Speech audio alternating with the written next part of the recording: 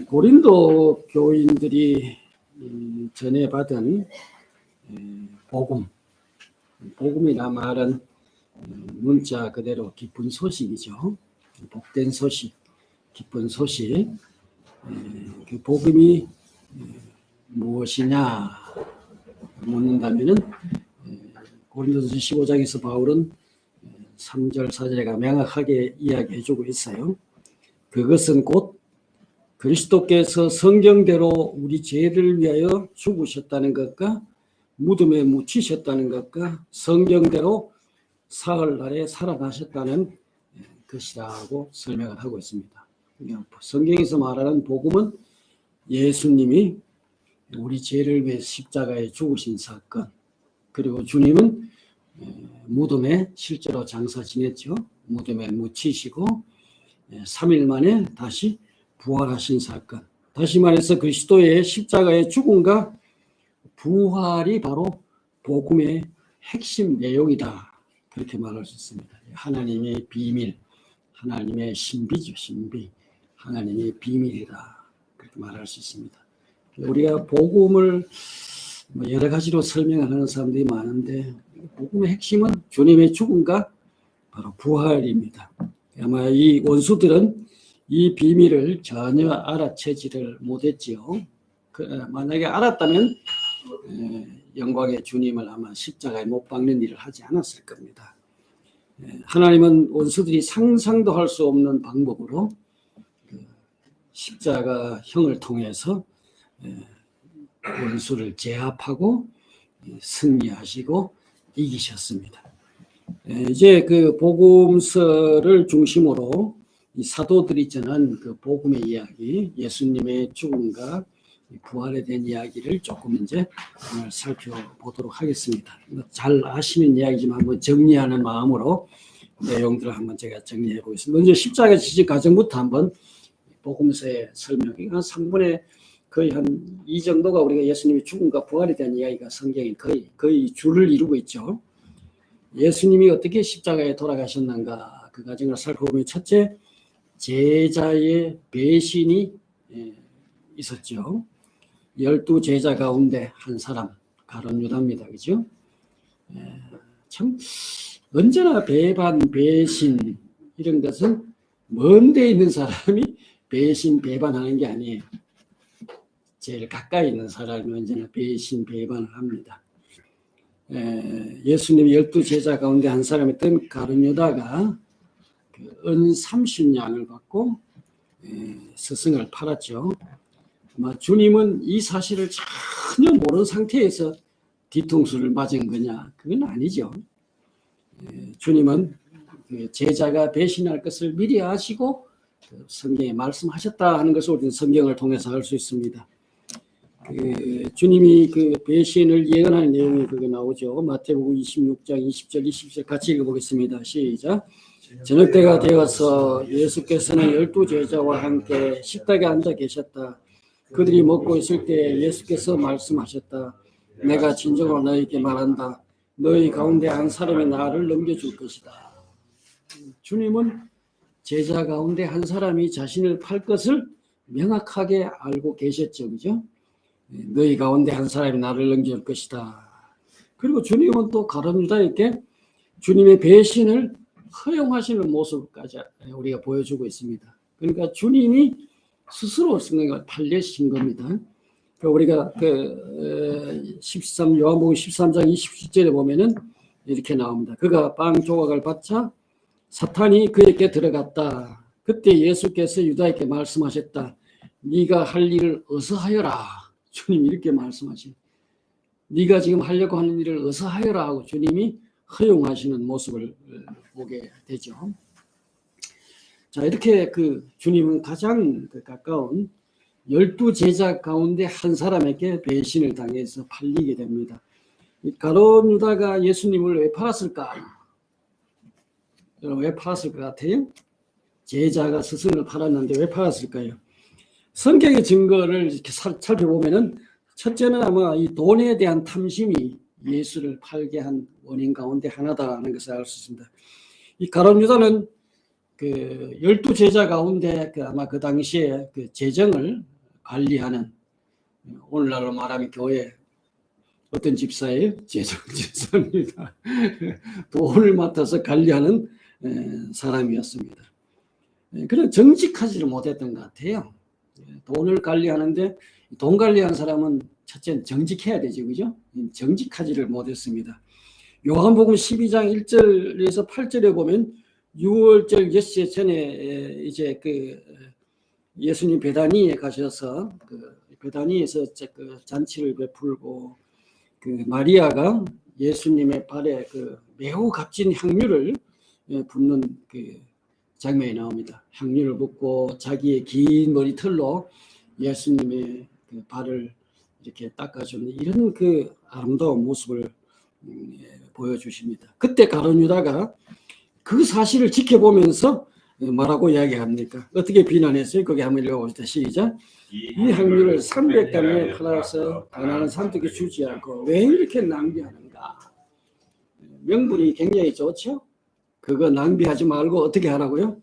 팔아서 가난한 사람들께 나눠주면 좋을 텐데 왜 저 비싼 것을 저렇게 허비하는가? 이렇게 비난했는데, 요한은 이 사실에 대해서 혹독하게 평가를 내리고 있어요. 요한은 그 다음에 어떻게 그게 평가를 내리고 있습니까? 한번 읽어보세요. 시작. 그가 이렇게 말한 것은 가난한 사람을 생각해서가 아니라 그는 도둑이어서 돈자루를 맡아 가지고 있으면서 거기서 든 것을 훔쳐내곤 하였기 때문이다. 그러니까 아마 이게 가룟 유다가 돈을 훔치는 것을 요한 눈에 자주 들켰던 것 같습니다.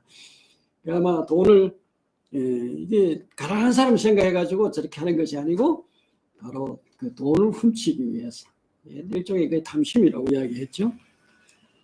그의 욕심이, 이런 그 돈에 대한 욕심이 결국은 스승을 파는 데까지 30냥이 뭐 집에 썰 일이 급하게 있었는지 모르지만 스승을 파는 데까지 갔습니다. 그러나 성경은 이 가룟 유다가 예수님을 판 것에 대해서 여기서 더 깊은 이야기를 하고 있어요. 근원적인 이야기를 밝히고 있는데, 요한복음 13장 2절에 보면은 한번 읽어보세요. 시작. 저녁 먹을 때에 악마인이 시몬 가룟 유다의 마음속에 예수를 팔아 넘길 생각을 불어넣었다. 그러니까 예수를 팔고자 하는 그 마음을 누가 불어넣었다고요? 사단이, 악마가 그 마음속에 불어넣었다.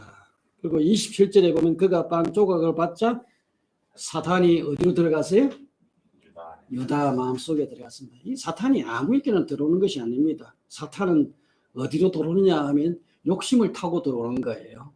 뭘 타고 들어온다고요? 욕심. 그러니까 우리 속에 욕심을 타고 사탄이 들어온다 이 말입니다. 그러니까 결국은 가룟 유다 마음속에 돈에 대한 욕심이 사실은 사탄을 불러들이는 뭐가 됐어요? 통로가 된 겁니다. 사탄이 가룟 유다 속에, 우리 속에 예를 들어서 간음죄를 범하는 것도 똑같습니다. 그 간음죄를 짓는 것이 사탄이, 나는 마음이 아무 거 없는데 사탄이 우리 속에 확 문 열고 들어가가지고 간음죄 짓게 하는 게 아니에요. 우리 속에 무슨 마음이 있어요? 음란한 마음이 있기 때문에 그 욕심을 통해서 사탄이 우리 속에 들어온다는 걸 우리가 알아야 됩니다. 다른 사람들 살인도 마찬가지입니다. 갑자기 사탄이 밀고 들어가지고 살인을 버쳐지게 하는 것이 아니에요. 우리 속에 뭐가 있어요? 미워하는 마음이 이미 그 마음속에 있기 때문에 그 미워하는 마음을 통해서 들어온다는 걸 알 수 있죠. 그래서 결국은 이 그 유다의 배후에는 누가 있었어요? 원수 사탄이 있었고, 이 악마는 돈을 사랑하는 바로 그 가룟 유다의 마음속에 그 탐심을 이용해서 그의 마음을 사로잡고 결국은 스승을 팔게 하는 데까지 이르게 되었다. 성경이 이야기해주는 내용들을 거기 한번 정리해봤습니다. 그래서 어쨌거나 예수님은 가장 사랑하는 그 제자 12명 가운데서 배신을 받았습니다. 그죠? 자, 그리고 이제 예수님이 체포당하시죠. 예수께서 마가 다락방에서 만찬을 나누시고 이제 그 예루살렘 맞은편, 동쪽 맞은편에 있는 산이 감람산이죠. 올리브 산입니다. 그 올리브 나무를 많이 키우기 때문에 감람, 올리브, 그죠? 감람산으로 가셔서 그곳에서 기도하셨어요. 아마 예수님 평소에도 거기 자주 가시던 곳 같습니다. 제자들은 예수님이 그 보이지 않으면 그곳에 가서 기도하시는구나 할 정도로 예수님은 그곳에 가셔서 체포됩니다. 한번 읽어볼까요? 요한복음 18장 3절 시작. 유다는 로마 군대의 병정들과 제사장들과 바리새파 사람들이 보낸 성전 경비병들을 데리고 그리로 갔다. 그들은 등불과 횃불과 무기를 들고 있었다. 그러니까 가룟 유다도 예수님이 어디로 가신가를 알고 있었지, 그죠? 예수님이 자주 그 기도하러 가시던 곳이니까 아마 그 겟세마네 동산으로 가신 것을 알고 그게 이제 군병들 이제 여러 그 경비병들 이들 데리고 등불과 횃불과 무기를 들고 예수님께 찾아옵니다. 그죠? 여기 유다는 앞장을 서서 예수님께 와서 이제 이분이 바로 예수라는 것을 알려주기 위해서 어떻게 했습니까? 입 맞추죠. 그죠? 예수님께 라비어 평안하십니까? 샬롬 하면서 입을 맞춥니다. 그때 예수께서 뭐라고 말씀하시? 한번 읽어보세요. 유다야, 너는 입맞춤으로 인자를 넘겨주려 하느냐. 기가 막힌 말씀입니다. 그죠? 유다야, 너는 입맞춤으로 인자를 넘겨주려 하느냐. 그러자 의협심 있는 베드로가 어떻게 했어요? 베드로가 그때 칼을 차고 다녔는데 칼을 뽑아가지고 어떻게 합니까? 대제사장의 종, 그 종의 이름이 뭐죠? 말고죠, 말고. 말고의 길을 쳐서 떨어뜨립니다. 주님께서 거기 이렇게 말씀하시, 그만해 두라 말씀하시고서 그 사람의 길을 만져서 친히 예수님이 그 고쳐주십니다. 아마 떨어진 길을 예수님이 어떻게 하셨어요? 들고 봉합수술 주님이 하셨습니다. 예수님은 창조주니까 그렇게 할 수 있습니다. 아마 쪼대가 떨어지면 그다 갖다 붙이는 것처럼 예수님은 아마 쉬운 작업이 있을 겁니다. 그죠? 그래 만져주시고 주님은 자기를 잡아러 온 그들을 향해서 이렇게 이야기하죠. 한번 읽어봅시다. 시작. 너희가 강도를 잡듯이 칼과 몽둥이를 들고 나왔느냐. 내가 날마다 성전에서 너희와 함께 있었으나 너희는 내게 손대지 않았다. 그러나 지금은 너희 때요 어둠의 권세가 판을 치는 때다. 바로 예수님이 도대체 너희가 나를 잡는데 강도 잡듯이 몽둥이를 들고 무기를 들고 이렇게 찾아왔느냐 정말 하시면서 내가 성전에서 날마다 가르칠 때 너희가 잡지 않았지 않았냐. 그러나 지금은 누구 때라고요? 너희의 때요 어둠의 권세가 판치는 때다.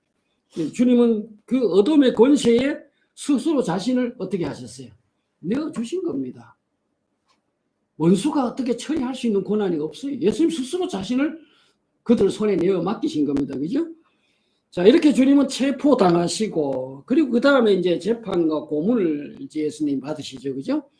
자, 체포당하신 주님이 끌려와서 재판을 받는데, 그 재판 과정들을 또 쭉 살펴보면 굉장히 불법적이라는 걸 우리가 알 수 있습니다. 유대인들은 밤에 어떤 재판방 이런 건 불법입니다. 그죠? 그리고 그 다음에 굉장히 서둘러서 그 재판을 속전속결로 아마 일어나는 것을 볼 수 있는데, 첫 번째 예수님이 체포당한 그들은 가장 먼저 어디로 끌고 와요? 안나스에게로 끌고 옵니다. 안나스가 누구죠? 가야바. 그 해의 대제사장 가야바의 장인 되는 사람입니다. 장인 어로입니다. 그죠? 예, 그런 먼저 아마 예비 신문을 했던 것 같아요.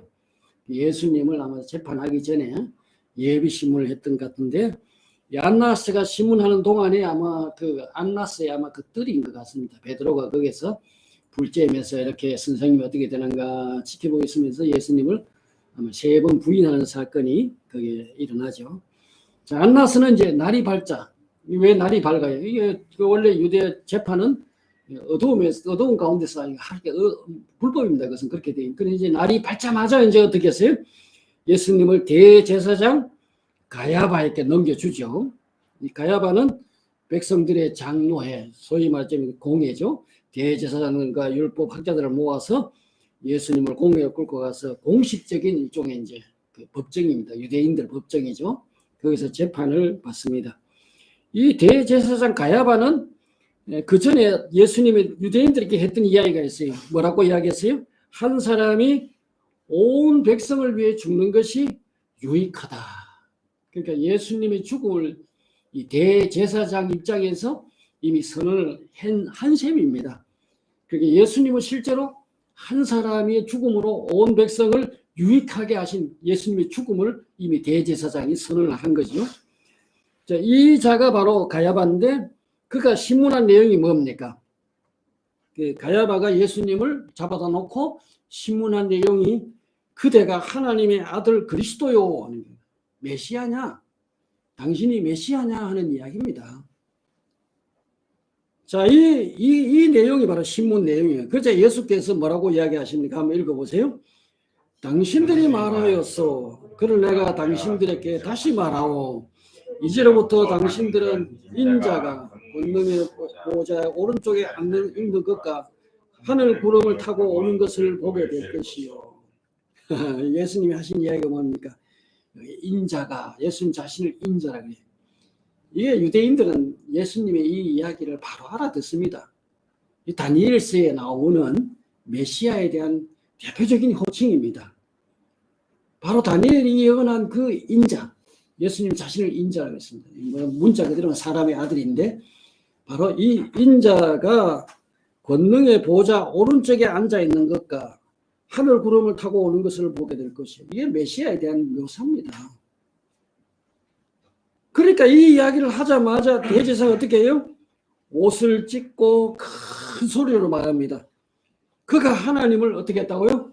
모독하였어. 이제 우리에게 이 이상의 증언이 무슨 필요가 있겠어? 더 이상 증언도 필요 없다는 겁니다. 우리가 듣지 않았느냐? 이게 하나님에 대한 모독이라는 겁니다. 자신이 자칭 뭐라는 이야기예요? 그들이 볼 때 메시아라는 주장입니다. 구약에 예언되어 있는 바로 다윗의 왕자에 앉아서 통치하실 그 메시아라는 걸 지금 주장하셨다는 겁니다. 그러니까 그들은 사형을 확정하게 되죠.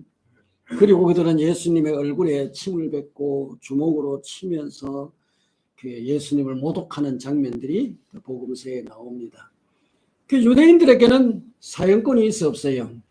그 당시에 그들이 사형권이 없습니다. 그러니까 이제 그들은 이미 공식적으로 그 법정에서, 유대 법정에서 최고 그 법정인 공회에서 사형을 선언을 했습니다. 그래서 이제 이것을 승인받아야죠. 그죠?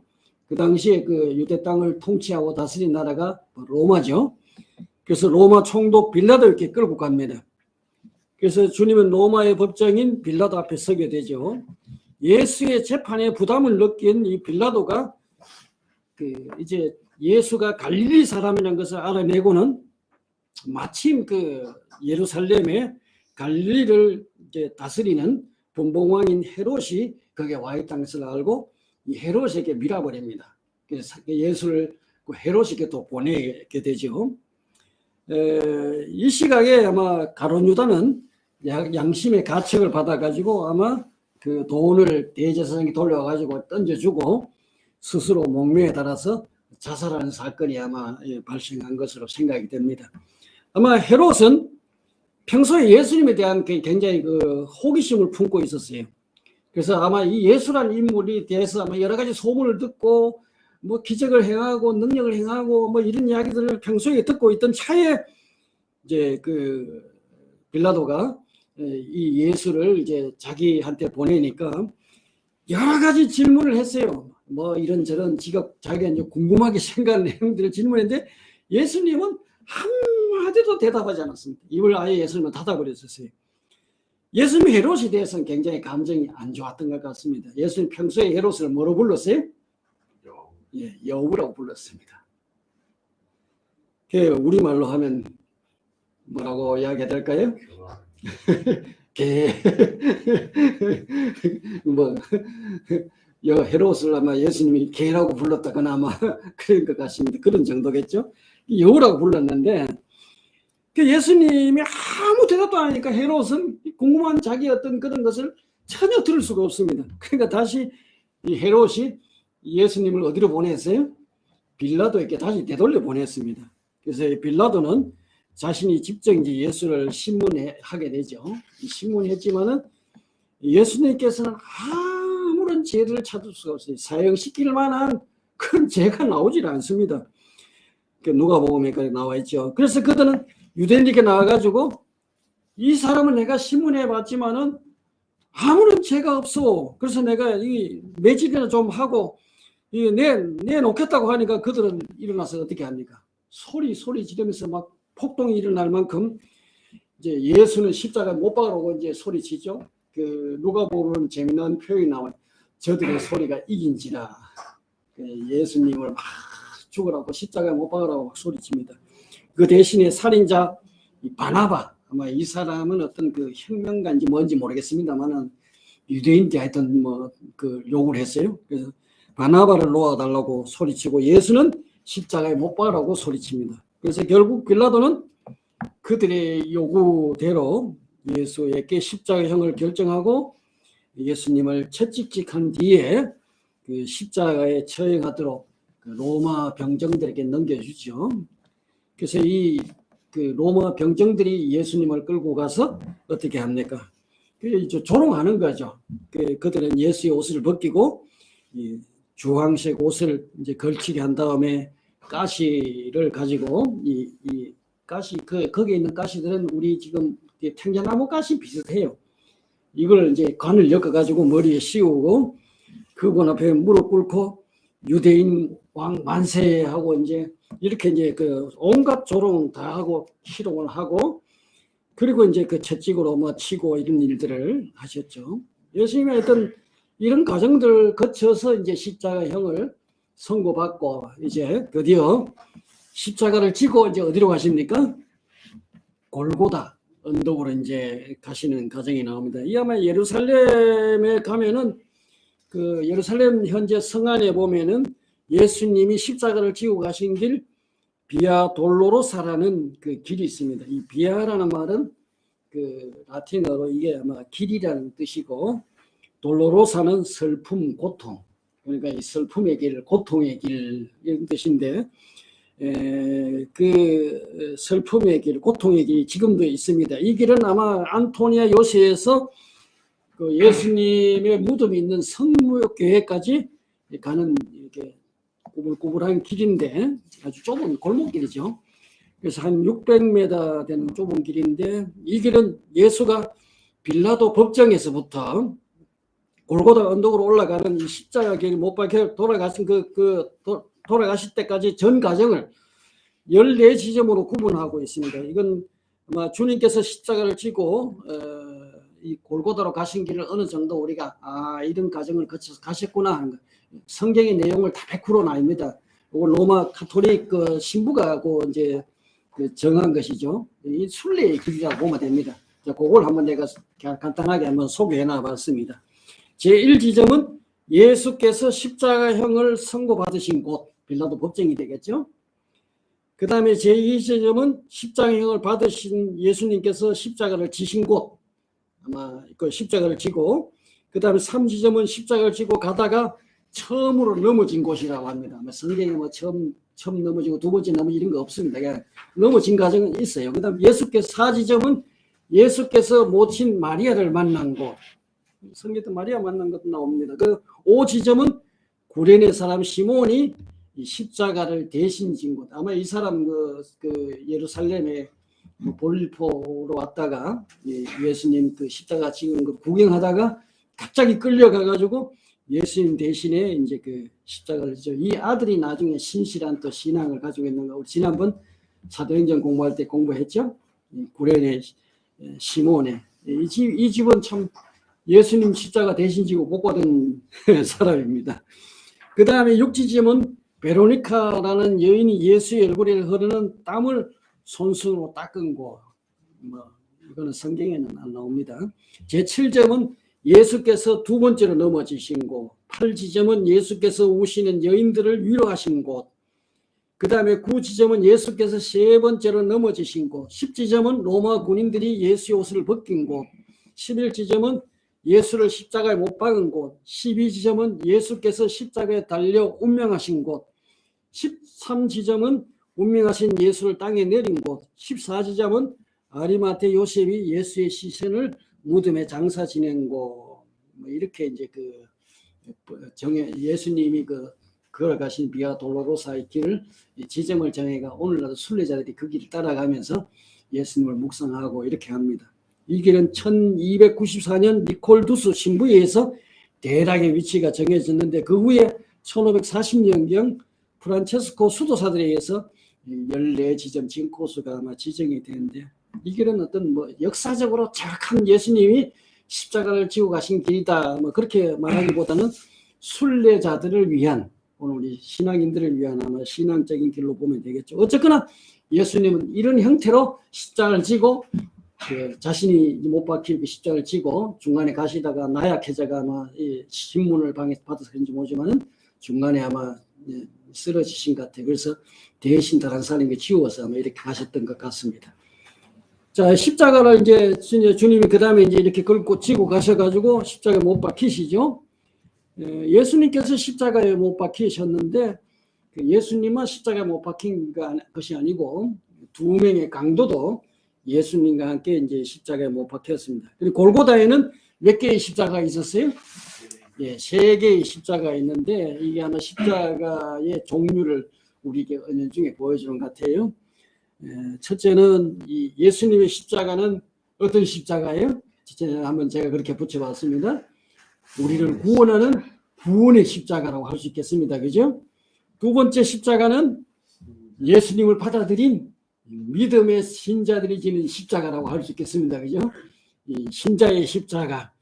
세 번째 십자가는 어떤 십자가예요?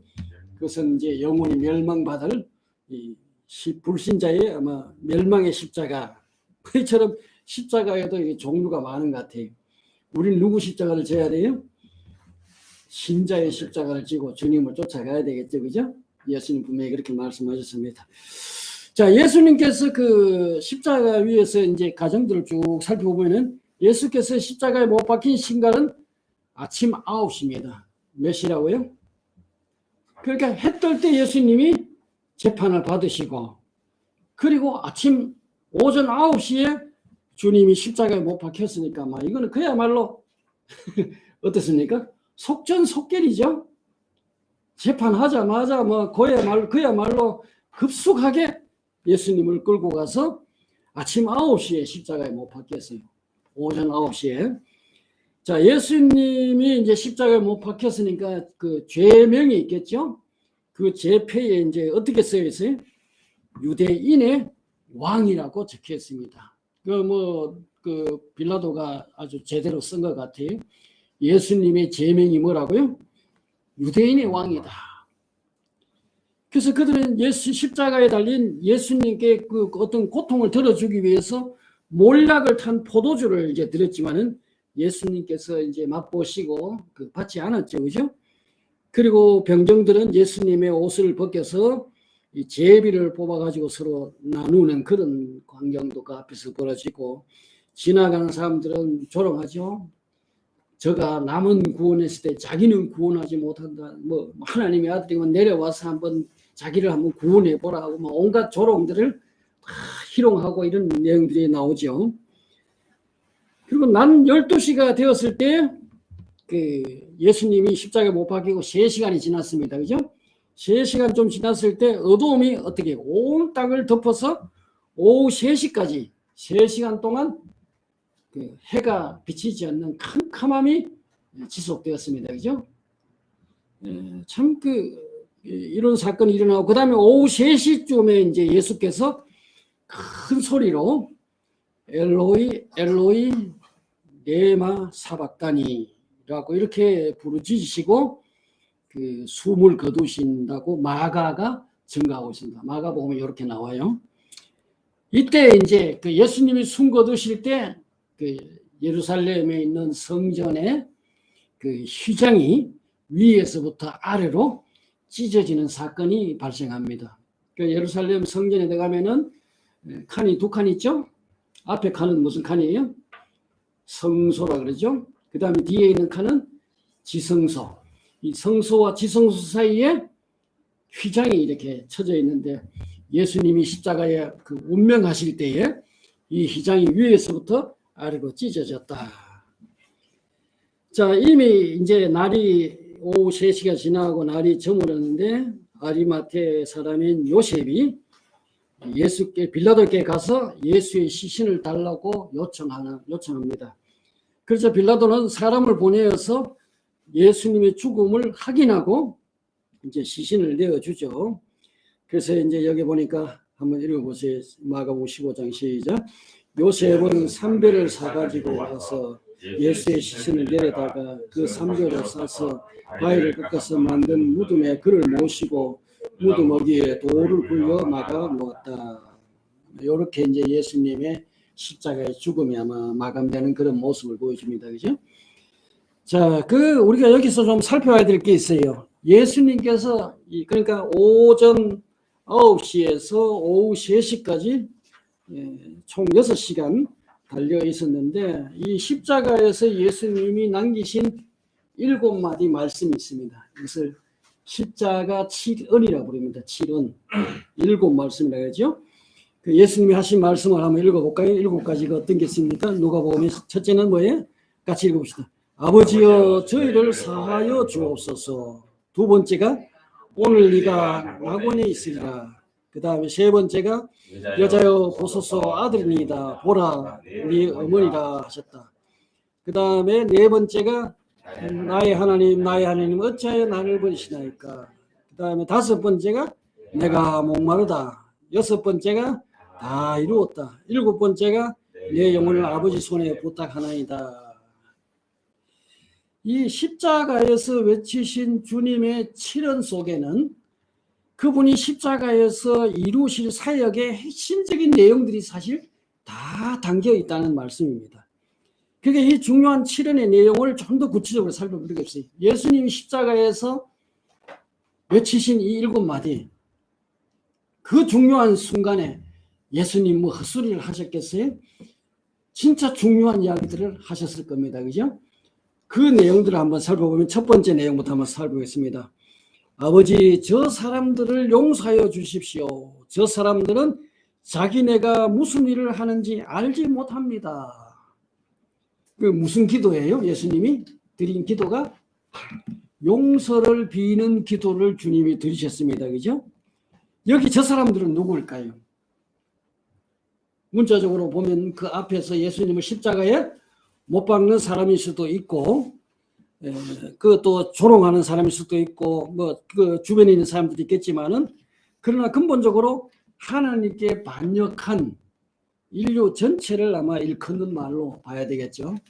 저 사람들은 용서하여 주십시오. 자기를 십자가에 못 박는 그 무리를 향해서 예수님이 용서의 기도를 드렸어요. 이 십자가의 본질은 바로 뭡니까? 십자가는 인간의 죄를 해결하기 위함이에요. 예수님이 왜 십자가에 죽었느냐? 우리 죄 문제를 해결하기 위해서 제물이 되셔서 대속의 제물로 자신을 십자가에서 들이신 겁니다. 십자가는 원래 흉악한 죄인들을 못 박아 죽이는 로마의 형틀이에요. 그러니까 그 십자가는 원칙대로 이야기한다면 누가 못 박혀 죽어야 돼요? 오늘 저와 여러분, 이 세상에 죄를 지은 모든 죄인들이 못 박혀 죽어야 할 그런 형틀입니다. 근데 죄 없는 그분이 십자가에 달렸다는 것은 바로 그것은 우리 죄를 위함인 거예요. 이사야 선지자가 이 사실을 명확하게 이야기해 줬죠. 한번 읽어보겠습니다. 그게 이사야서 53장 4절 5절 시작. 그는 실로 우리가 받아야 할 고통을 대신 받고 우리가 겪어야 할 슬픔을 대신 겪었다. 그러나 우리는 그가 징벌을 받아서 하나님께 맞으며 고난을 받는다고 생각하였다. 그러나 그가 찔린 것은 우리 허물 때문이고 그가 상처를 받은 것은 우리 악함 때문이다. 그가 징계를 받음으로써 우리가 평안을 누리고 그가 매를 맞음으로써 우리의 병이 나았다. 아멘.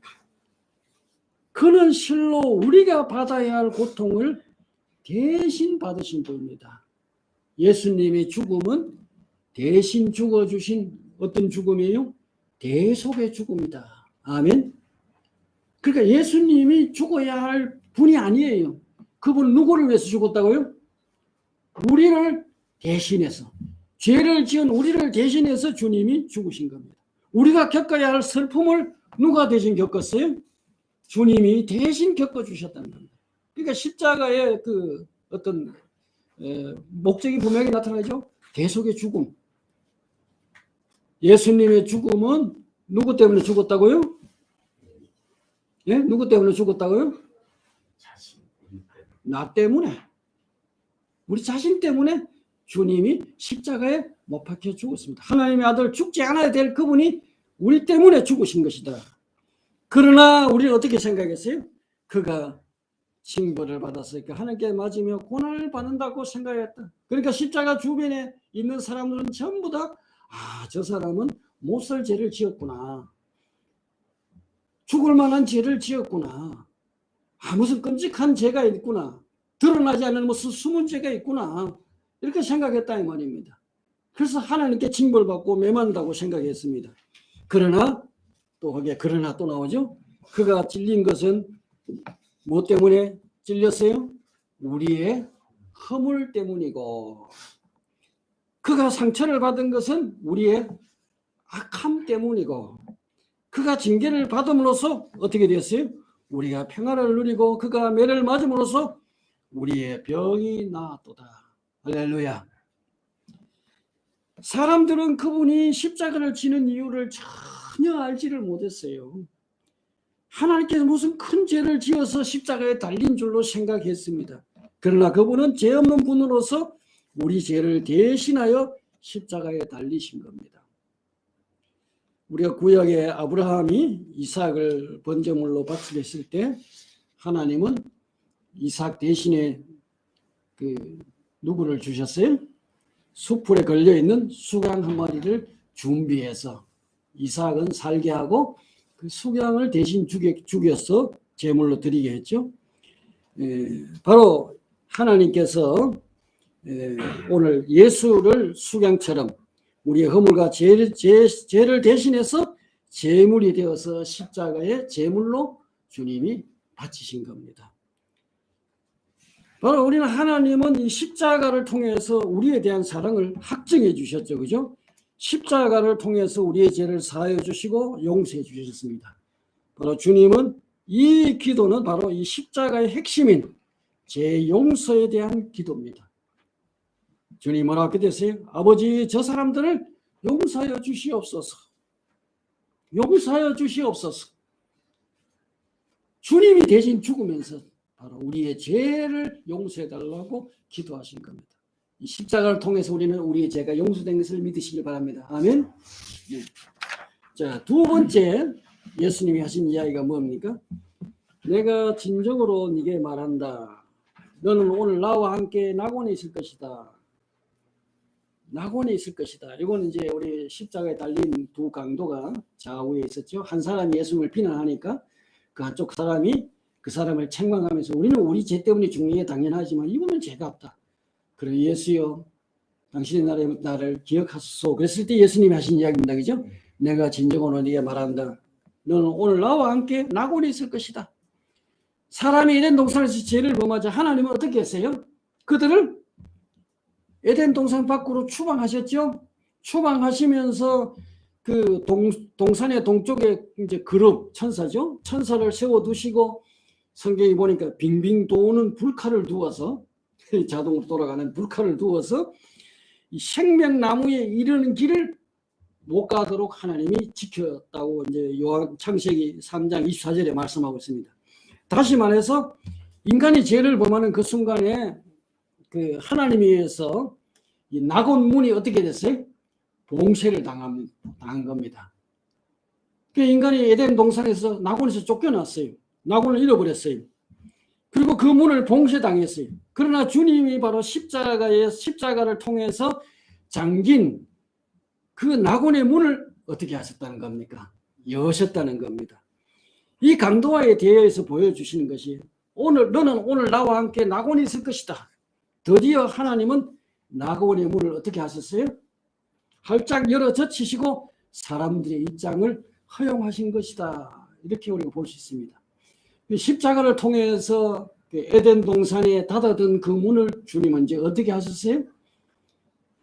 여는 역할을 하셨다. 할렐루야. 그러니까 하나님이 회복하시는 그런 모습을 이 말씀을 통해서 우리에게 보여주고 있다는 것을 알 수가 있습니다. 그 다음에 세 번째 이야기가 나옵니다.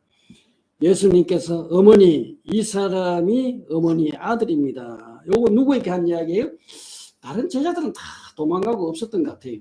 다른 제자들은 다 도망가고 없었고 오직 요한, 사도 요한만 아마 마리아와 함께 이제 그 옆에 다른 여기에 나온 여인들이 나오죠. 거기에 있던 여인들이 누굽니까?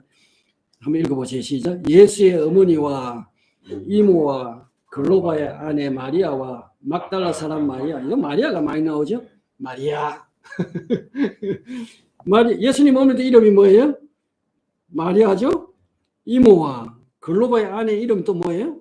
마리아와 또 그 다음에 막달라 사람 그 여인의 이름도 마리아.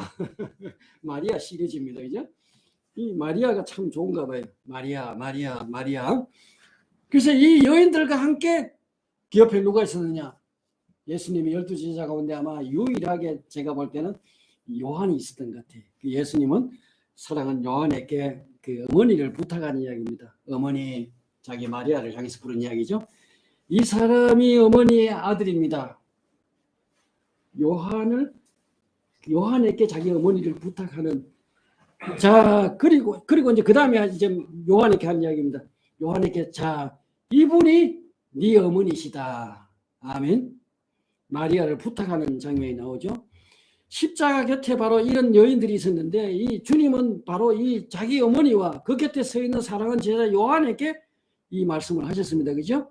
이때부터 요한은 마리아를 자기 집으로 모시고 함께 살았다고 합니다. 아마 한 14년 살았다고 전해지는데 정확한 건 잘 모르겠습니다만은 한 오랜 시간 동안 요한은 마리아를 자기 어머니로 모시고 돌아가실 때까지 섬겼던 것 같습니다.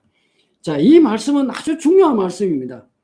다시 말해서 혈육의 관계를 뛰어넘어 하나님의 가족으로서의 회복을 의미하는 말씀이라고 볼 수 있습니다. 인간이 잃어버린 지위를 십자가를 통해서 회복해 주신 것을 보여주는 겁니다. 하나님께서 창조한 사람은 하나님의 아들로서 원래 하나님의 가족의 지위를 우리는 지니고 있었습니다. 그러니까 우리는 하나님의 아들이었잖아요. 원래 하나님이 지으신 하나님의 아들은 하나님의 가족입니다. 그런데 인간이 타락함으로 말미암아 그 지위를 잃어버렸죠. 요한에게 하신 이 말씀은 이제 개인적인 부탁 외에 하나님의 가족으로의 지위 회복을 암시하는 말씀이다. 그러니까 우리는 다 여기에 보면 또 안씨, 우리는 또 이씨, 다 성이 다 달라요. 그러나 우리가 예수님을 주님으로 믿으면 어떻게 돼요? 우리는 다 가족이 된 겁니다. 아멘? 그 형제 자매가 되는 거예요. 그저 하나님의 가족이 되는 겁니다. 실제로 이거는 가족 같은 사람이 아니에요. 흔히 교회에서 우리 교회는 분위기 좋다는 이야기는 뭐라고요? 우리는 다 가족 같아. 그거는 가족이 아니라는 이야기입니다. 사실 따지고 보면 뒤집어 이야기하면은 가족이 아닌데 어떻게 한다는 거예요? 가족 비스무리하게 그냥 살아간다는 이야기지, 그죠? 그게 성경적이 아닙니다. 성경은 가족 같은 것이 아니고 우리는 실제로 예수님을 통해서 가족이 된 겁니다. 우리 가족이 어떤 사람의 가족입니까? 같은 피를 물려받은 사람이죠.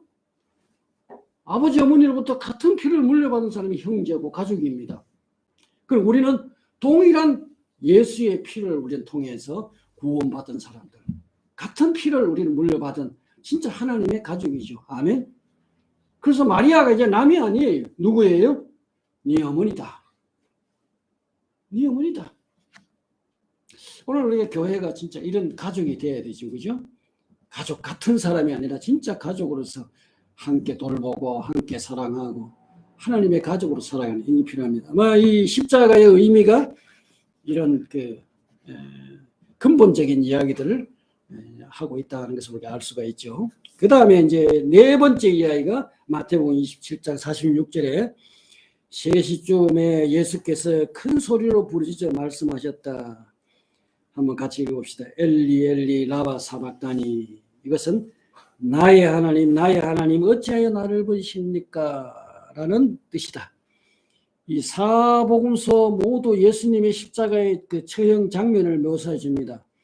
그 중에 마태의 묘사가 가장 치밀한 편인데 그 마태복음 27장 35절 46절 읽어보면 마태의 묘사는 시편 22편의 내용을 쫓아가고 있다는 것을 알 수 있습니다.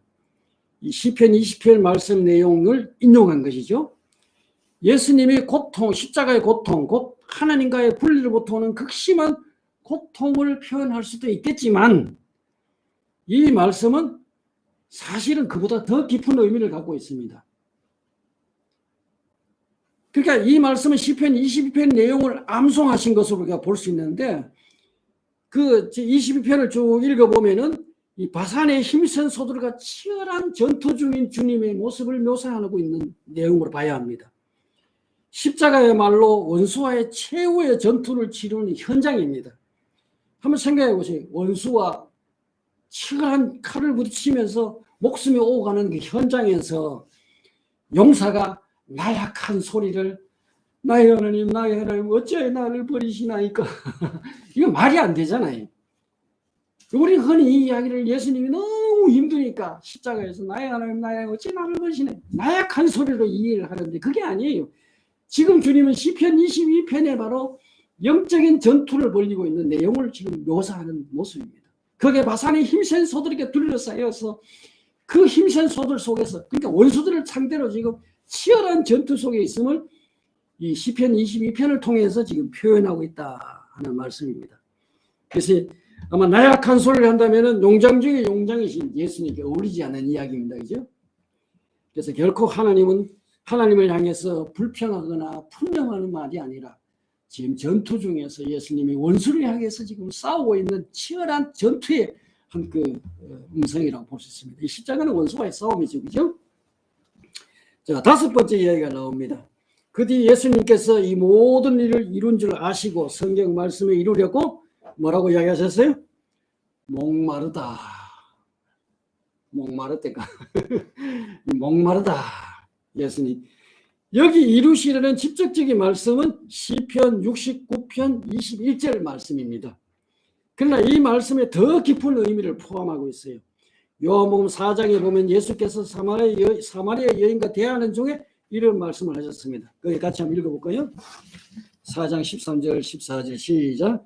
이 물을 마시는 사람은 다시 목마를 것이다. 그러나 내가 주는 물을 마시는 사람은 영원히 목마르지 않을 것이다. 내가 주는 물은 그 사람 속에서 영생에 이르게 하는 샘물이 될 것이다. 주님은 십자가로 우리에게 영원히 목마르지 아니할 영생에 이르는 샘물을 주기 위해서 그분 자신이 목마르신 것입니다. 그 내용을 암시한 내용이 뭐냐? 고린도후서 8장 9절에 보면 바울이 이렇게 말했어요. 여러분은 우리 주 예수 그리스도의 은혜를 알고 있습니다. 그리스도께서 부요하나 여러분을 위해서 어떻게 되셨다고요? 가난하게 되셨습니다. 그것은 그의 가난으로 여러분을 부유하게 하시려는 것입니다. 주님이 부족한 분이 있는 분입니까? 온 우주가 주님의 것인데 주님은 원래 부유하신 분이신데 우리를 위해서 주님이 가난해지셨다 이 말씀입니다. 아멘. 주님이 스스로 가난해지심으로 우리를 부유하게 하셨다. 다시 말해서 주님은 목마를 필요가 없는 분이에요. 그렇죠? 생수의 권원이신 주님이 목마를 필요가 없습니다. 주님이 목마른 이유가 뭡니까? 우리에게 바로 이 목마름을 해결해 주기 위해서. 아멘. 영생에 이르는 샘물이 주시기 위해서, 영원히 목마르지 않게 하기 위해서 주님이 목마르신 겁니다. 그러니까 십자가에서 주님이 우리를 위하여 목마르셨다. 내가 목마르다. 주님이 목마르심으로 우리는 영원히 목마르지 않는 영생의 물을 우리는 마시게 된 겁니다. 할렐루야. 그래서 우리의 갈증을 해결해 주신 이 십자가의 근본적인 원인을 내용을 설명하고 있는 것이죠. 그죠? 자, 그 다음에 이제 여섯 번째 이야기를 한번 읽어보겠습니다. 자, 요한복음 19장 30절에 보면 예수께서 신포도주를 받으시고 뭐라고 이야기하셨어요? 다 이루었다. 너무 중요한 말씀이죠. 다 이뤘다 말씀하신 뒤에 머리를 떨어뜨리고 숨을 거두셨다. 요한은 그렇게 기록하고 있어요. 주님은 그야말로 십자가를 통하여 구원을 어떻게 하셨어요? 종지부를 찍는 순간이죠. 완성하셨다. 아멘. 완성하셨다. 누가 다 이루었다고요? 주님이 다 이루었습니다. 주님이 다 이루셨는데 우리가 그거 뭐 찍어 붙일 게 뭐 조금 있어요? 그래도 우리 좀 착하게 살아야 됩니까? 우리가 뭔가 좀 해야 됩니까? 좀 봉사도 하고 뭐 좀 선한 일도 해야 됩니까? 뭔가 좀 모자라는 거 우리가 채워줘야 됩니까? 아니에요. 여러분 천지 창조를 한번 돌아가 보세요. 하나님이 6일 동안에 천지를 다 창조하시고 제일 마지막 작품이 누구예요? 사람을 지으셨습니다. 그죠? 사람 중에도 누구를 마지막 작품으로 지으셨어요? 여자입니다. 여자.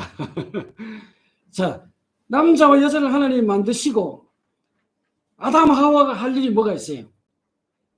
이렇게 둘러보면서 요 하나님 창조가 요거 부족하구나. 요건 내가 보완해야지. 하나님이 내가 요 하다 보니까 요건 좀 부족해. 요건 네가 좀 해다오. 이렇게 하셨어요? 아니. 아담 하와가 하나님이 창조하신 동산에 그곳에서 하나님 주실 때 아담 하와가 했던 게 뭐예요? 하나님께 찬양하는 겁니다. 하나님 주신 것에 대해서 감사하는 겁니다. 할렐루야. 이게 예배잖아요. 예배.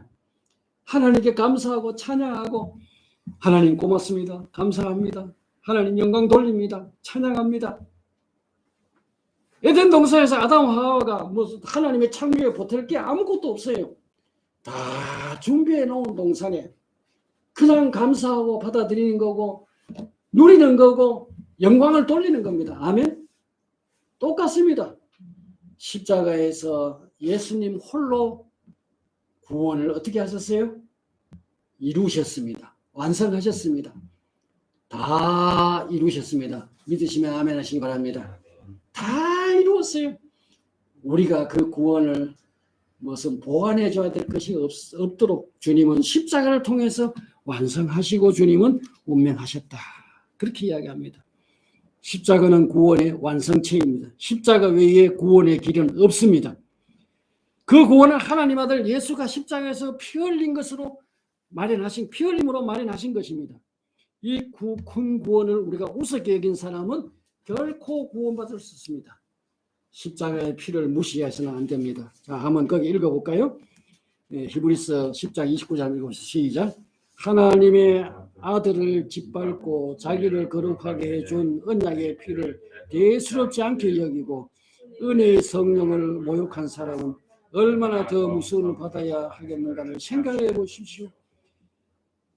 언약의 피를 대수롭지 않게 여기고 예수님이 십자가에 흘린 이 피를 대수롭지 않게 여기고 이걸 무시하고 받아들이지 않는 사람은 어떻게 된다고요? 얼마나 더 무서운 벌을 받아야 할까를 생각해 보십시오. 그 사람이 받을 벌이 뭡니까? 예수님이 십자가에 받는 그 십자가 형태를 십자가에 대신 받아야 되는 겁니다. 자기 죄를 자기가 책임져야 됩니다. 자기 죄값을 자기가 받아야 됩니다. 예수님이 이미 십자가에서 다 이루셨어요. 할렐루야. 그러므로 우리는 마음을 열고 십자가에 죽으신 예수님을 주님으로 받아들이고 믿어야 합니다. 아멘. 믿기만 하여라. 그분을 신뢰하여라. 십자가의 보혈의 공로를 의지하여라. 그 피에 우리 몸을 담가라는 말씀입니다. 아멘. 이것이 바로 구원의 길입니다. 베드로가 물 위로 걸어가다가 어떻게 했어요? 푹 빠졌어요. 손을 내밀어서 그냥 주님의 손을 잡기만 하면 됩니다. 아멘. 우리는 십자가를 부여잡으시면 구원을 받습니다. 자, 그리고 이제 마지막 그 예수님 십자가에서 하신 말씀이 하나 더 소개되어 있는데 누가복음 23장 46절 어느덧 낮 12시쯤 되었는데 어둠이 여기 오후 3시입니다. 여기는 12시 우리 3시간 더 추가해야 돼. 유대 그 날짜를 시간으로 이야기하죠. 어둠이 온 땅을 덮어서 오후 3시까지 12시 맞네요. 우리 번역이 나네. 12시에 온 땅을 덮어서 오후 3시까지 계속되었다. 해는 빛을 잃고 성전의 휘장은 한가운데가 찢어졌다. 예수께서 큰 소리로 부르짖었다. 아버지, 내 영혼을 아버지 손에 맡깁니다. 이 말씀을 하시고 그는 숨을 거두셨다. 자, 여기 주목해야 할 말씀은 성전의 휘장이 어떻게 되었다고요?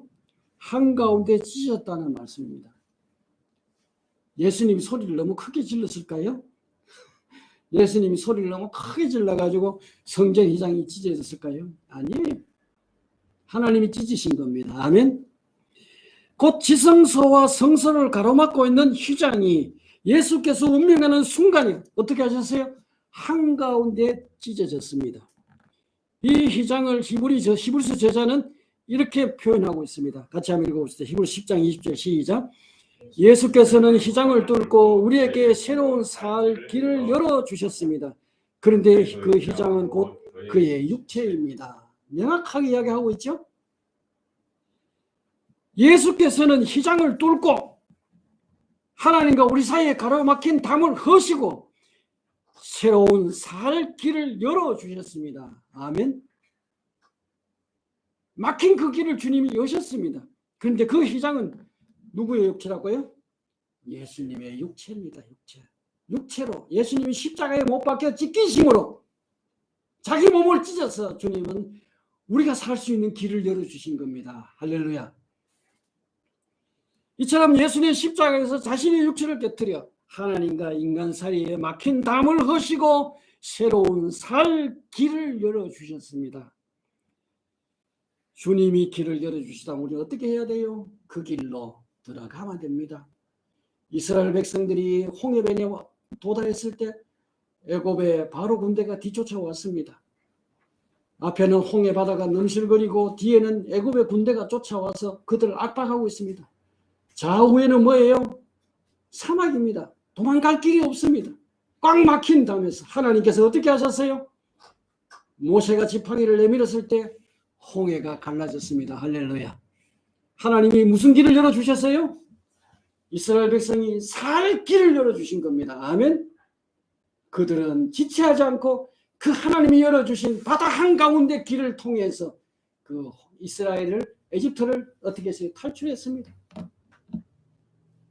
예수님께서 십자가를 통해서 자기 육체로 하나님 앞에 막힌 땅을 허시고 새로운 길을 열어주셨다는 겁니다. 아멘.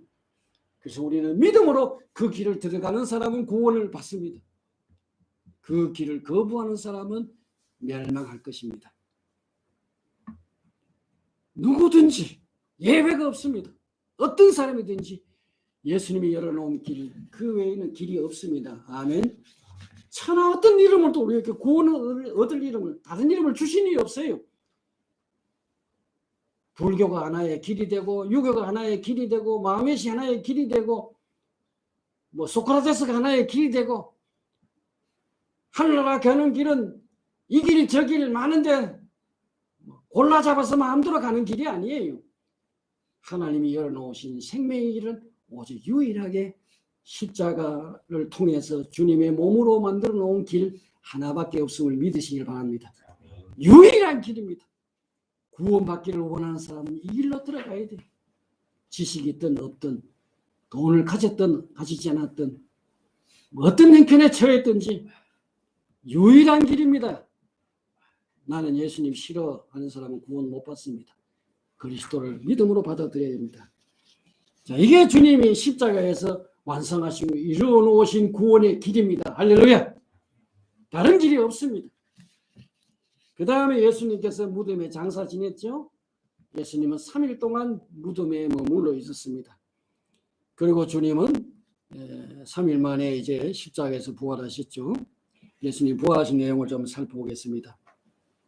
자, 예수님께서 돌아가신 날은 안식일 전날 예비일 금요일이었습니다. 그러니까 토요일 말고 금요일 날 예수님이 돌아가셨죠. 주님은 안식일 토요일 하루 동안 무덤에 머물러 계셨습니다. 베드로는 예수님께서 이 시간에 옥에 있는 영들에게 가셨다고 증거하고 있습니다. 거기 한번 베드로전서 3장 19절 23 읽어볼까요? 시작. 그는 영으로 옥에 있는 영들에게도 가셔서 선포하셨습니다. 그 영들은 옛적에 노아가 방주를 지을 동안에 곧 하나님께서 아직 참고 기다리실 때 순종하지 않던 자들을 말하는 것입니다.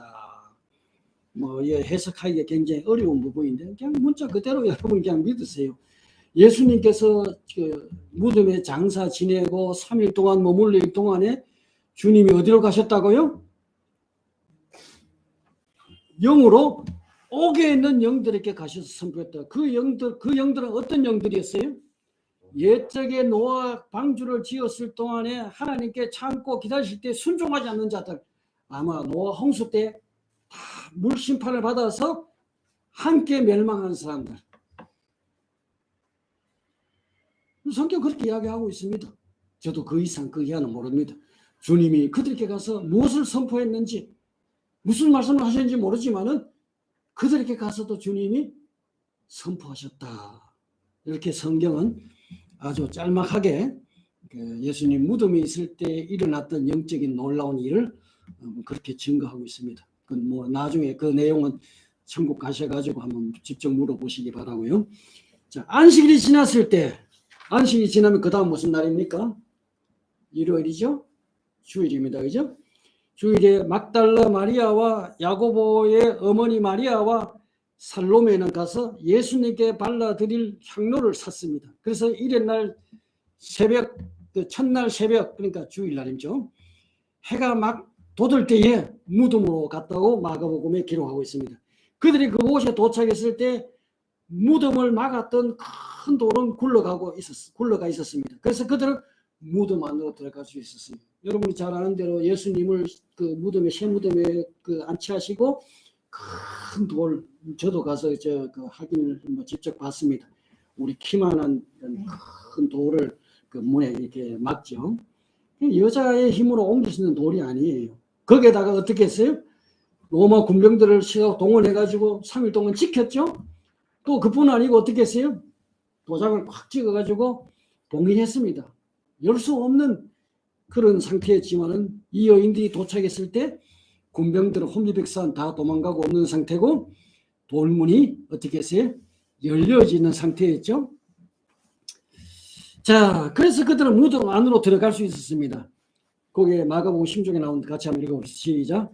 웬 젊은 남자가 흰 옷을 입고 오른쪽에 앉아 있는 것을 보고 몹시 놀랐다. 그가 여자에게 말하였다. 놀라지 마십시오. 그대들은 십자가에 못 박히신 나사렛 사람 예수를 찾고 있지만 그는 살아나셨어. 그는 여기 계시지 않소. 보시오. 그가 안장했던 곳이요. 그렇게 예수님 무덤에 누가 있어요? 예, 여기 일단 남자라고 표현했어요. 흰옷 입은 한 남자인데 천사죠. 그러니까 남자로 아마 남자의 모습으로 나타났던 것입니다. 그죠? 그 오른쪽에 앉아있는 것을 보고 몹시 놀랐다. 그가 여자들에게 말했다. 놀라지 마시오. 그대들은 십자가에 못 박히신 나사렛 사람 예수를 찾고 있지만 그는 어떻게 하셨다고요? 살아나셨어. 예수님의 부활의 소식을 누구로부터 들었어요? 거기에 있는 한 남성, 천사로부터 아마 들었습니다. 그죠? 자, 여인들은 예수의 부활 소식을 제일 먼저 전해들은 사람으로 기록되어 있습니다. 자, 부활하신 주님을 가장 먼저 만난 사람, 그 여덟 소식만 들었습니다. 그죠? 여기 같이 갔던 여인들이, 그죠? 그러니까 이 예수님, 부활하신 예수님을 직접 만난 사람, 막달라 마리아였습니다. 어떤 마리아라고요? 막달라 마리아. 이 막달라 마리아가 누구입니까? 귀신이 아마 귀신 들렸다가 나간 여인 맞죠? 하여튼 이 막달라 마리아인데 한번 읽어봅시다. 시작. 예수께서 일회의 첫날 새벽에 살아나신 뒤에 맨 처음으로 막달라 마리아에게 나타나셨다. 마리아는 예수께서 7 귀신을 쫓아내신 여자이다. 마리아는 예수와 함께 지냈던 사람이 슬퍼 울고 있는 곳에 가서 그들에게 이 소식을 전하였다. 그러나 그들은 예수가 살아계시다는 것과 마리아가 예수를 묻겠다는 말을 듣고서도 믿지 않았다. 그러니까 맨 처음 예수님의 부활을 직접 예수님을 만난 사람이 누구라고요? 막달라 마리아다. 참 묘하지 않습니까? 예수님 12 제자가 아니에요. 7 귀신 들렸다가 예수님이 고쳐주신 이 여인이 예수님을 가장 사랑했던 것 같아요. 이 여인이 처음 예수님을 만나고 그리고 슬퍼서 울고 있는 제자들이 가서 이 소식을 전했는데 그들이 이 말을 믿었어요? 안 믿었어요? 안 믿었다고 그렇게 기록되어 있습니다. 자, 그 다음 예수님을 두 번째로 만난 사람이 누굽니까? 베드로인 것 같습니다. 누가복음 24장 34절에 나오죠. 그리고 그 다음에 아마 그날 엠마오로 내려가던 두 제자를 만났는데 아마 이 두 제자 가운데 한 사람이 요한이 아닐까 하는 생각을 해봅니다. 그 후로도 11 제자가 음식을 먹을 때 예수께서 나타나서 그들의 믿음 없음을 꾸짖는 그런 내용이 나오죠. 마가복음 16장에. 또 제자들에게 나타나시는데 이때는 도마가 있을 때와 도마가 없을 때 두 분 나타나죠. 그리고 그 다음에 그 외에 갈릴리 바닷가에서 한번 나타나서 베드로에게 네가 나를 사랑하느냐 뭐 이런 내용들이 요한복음에 나오죠. 그리고 그 다음에 야고보에게, 여기 나오고 야고보 누굽니까? 예수님의 그 형제, 아마 야고보 같습니다.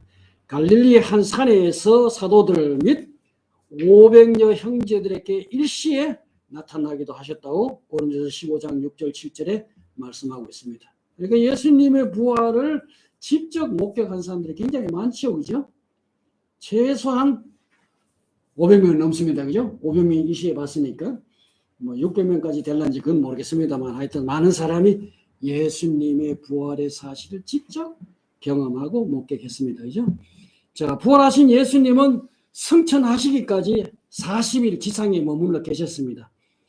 주님이 이 기간에 무엇을 하셨느냐? 사도행전 1장 3절에 보면 기록되어 있습니다. 같이 읽어보겠습니다. 시작.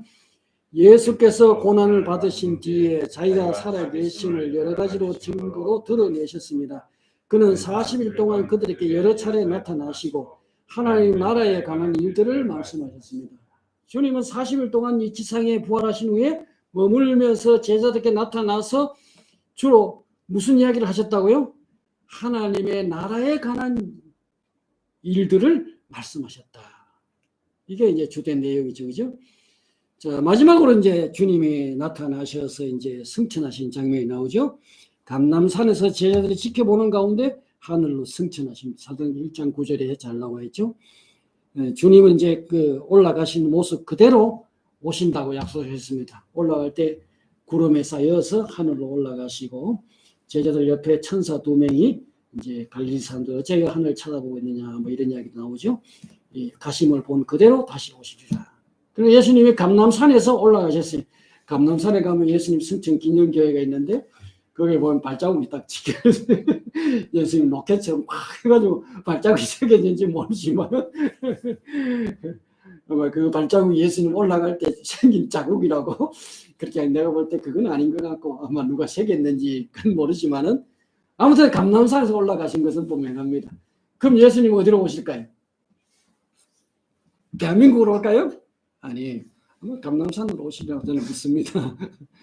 가시면 보면 그대로 오신다고 했으니까, 그죠? 자, 이제 마지막으로 좀 시간이 갔지만은, 시간이 많이 갔네요. 십자가 부활을 통해서 이루신 내용을 간략하게 한번 좀 살펴보고 마무리하도록 하겠습니다. 주님은 십자가로 원수를 이기셨습니다. 아멘. 이 예수님의 이 십자가는 노량해전이라고 제가 표현을 해봤습니다. 노량해전은 그 이순신 장군의 마지막 전투죠. 그러니까 십자가는 예수님의 마지막 원수와의 그 결전, 그게 십자가입니다. 예수님은 이 마지막 전투를 통해서 완전한 승리를 거두셨습니다. 그죠? 십자가를 통하여 뱀의 머리가 박살이 났죠. 예수는 십자가에서 마귀와 그의 휘하에 있는 모든 정사와 권세에 대해서 승리하셨고 그들의 무장을 해제시켰습니다. 24절, 25절을 한번 읽어보겠습니다. 시작. 그때가 마지막입니다. 그때 그리스도께서 모든 통치와 모든 정사와 모든 권력을 폐하시고 그 나라를 하나님 아버지께 넘겨드리실 것입니다. 하나님께서 모든 원수들을 그리스도의 발 아래에 두실 때까지 그리스도께서 다스려야 합니다. 여기 사용하는 용어들을 유의해야 돼요. 통치자, 정사, 권력, 이외에 바울이 사용하는 용어들이 있는데 능력, 주권, 왕권, 뭐 세상 주관자 등등 이런 것인데 이 용어들의 공통점이 뭡니까? 지배하는 권력이라는 점입니다. 신약과 헬라의 모든 문헌들은 모두 다 지리적인 지배권, 어느 지역을 다스리는 이 지배권을 표시합니다. 이 내용을 사용했다는 것은 바로 이 용어들은 인간에 대해 사용하기도 하지만은 영적인 존재들을 염두에 두고 쓴 거예요. 다시 말해서 그때 그리스도께서 모든 통치와 모든 그 정사와 모든 권력을 폐하시고 이 말씀은 신명기 지난번에 살펴봤죠. 신명기 말씀에 대한 그 내용의 배경이라고 한 것을 알 수 있습니다. 바벨탑 사건 이후에 열국들은 열등한 신들의 권세 아래 두었는데 이제 그리스도께서 승리하심으로 어떻게 하셨어요? 열국에 대한 지배권을 주님이 어떻게 하셨다고요? 폐하시고 뺏어온 겁니다. 할렐루야. 그들은 왕좌에서 어떻게 했어요? 이제는 원수들이 쫓겨났습니다. 그러므로 우리는 이제 열국을 추수하는 거예요. 추수하는 거. 다시 말해서 이삭 죽기와 같습니다. 그러니까 이미 주님이 승리하신 것을 노랑물을 우리는 취하는 거예요. 뭐로 취한다고요?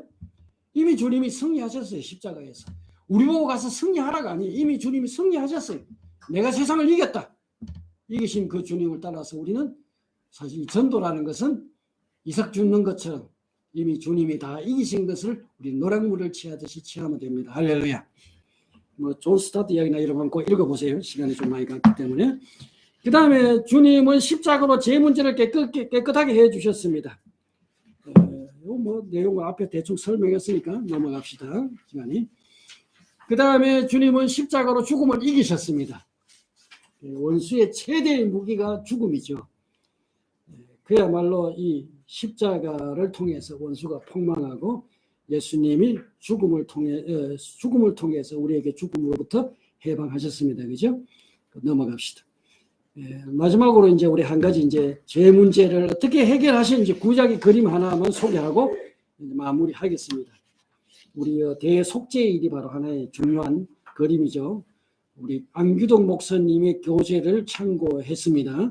레위기 말씀을 잘 정리해가지고 이해하기 쉽게 아마 기록해놓은 그 노트 내용을 제가 참고해서 저기 한번 잠깐 읽어볼까요?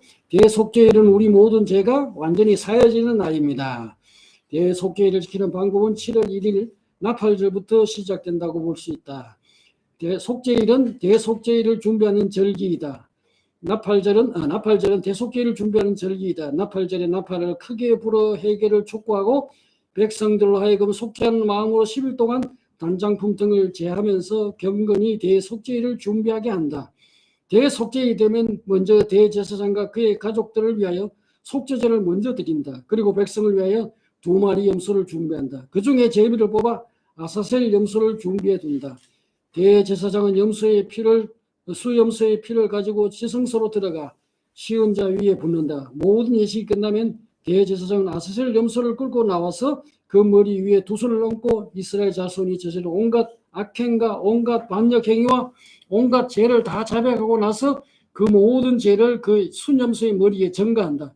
그리고 나서 미리 준비된 사람이 그 염소를 끌고 가서 광야로 내어보낸다. 대속죄일의 제사법은 우리의 죄가 어떻게 해야 되는지 한 폭의 그림으로 잘 보여준다. 그리스도께서 십자가에서 속죄 제물이 되어서 우리 죄를 위해서 대신 죽으셨고 동시에 그분이 아사셀의 염소가 되어서 영문 밖으로 지고 가셨습니다. 아멘. 이처럼 주님은 우리의 죄를 어떻게 하셨다고요? 멀리 옮기셨습니다. 이 사실을 미가 선지자가 이렇게 표현했습니다. 미가 7장 18절 19절 같이 읽어봅시다. 시작. 주님 같은 하나님이 어디 있겠습니까? 주님께서는 죄악을 사유하시며 살아남은 주의 백성들의 죄를 용서하십니다. 진노하시되 그 노여움을 언제까지 풀고 계시지 않고 기꺼이 한결같은 사랑을 베푸십니다. 주님께서 다시 우리에게 자비를 베푸시고 우리 모든 죄를 주님의 발로 밟아서 저 바다 깊은 곳으로 던지셨습니다. 아멘. 주님은 그 우리의 죄를 어떻게 했다고요? 발로 밟으셔서 저 깊은 바다에 어떻게 하셨다고요? 던져버렸습니다. 아사셀 염소가 되어서 이미 다 지고 가셨습니다. 믿습니까? 히브리서 저자는 또 이렇게 말씀하셨습니다. 8장 12절 같이 읽읍시다. 시작. 내가 그들의 불의함을 긍휼히 여기고 더 이상 그들의 죄를 기억하지 않겠다. 더 이상 기억하지 않겠다. 주님은 완전하신 분이기 때문에 주님은 기억 않겠다 하면 더 이상 기억 안 해요. 주님 완전히 잊어버리십니다. 아멘. 근데 누가 기억을 해요? 우리가 기억해요. 작년에 회개한 죄도 또 기억해갔다는 일이가 또 우리가 또 주님 용서해 주세요. 용서해 주세요. 네? 이미 주님은 십자가에서 영원히 우리의 죄를 제거하시고 발로 밟아 깊은 바다에 버리시고 다시 기억하지 않겠다고 주님은 약속하셨습니다. 하나님 기억하지 않는데 우리가 우리 죄를 자꾸 떠올리면 안 돼요. 회개했으면 용서받으신 줄 확실하게 믿으시길 바랍니다. 이미 사해진 줄 믿으시길 바랍니다.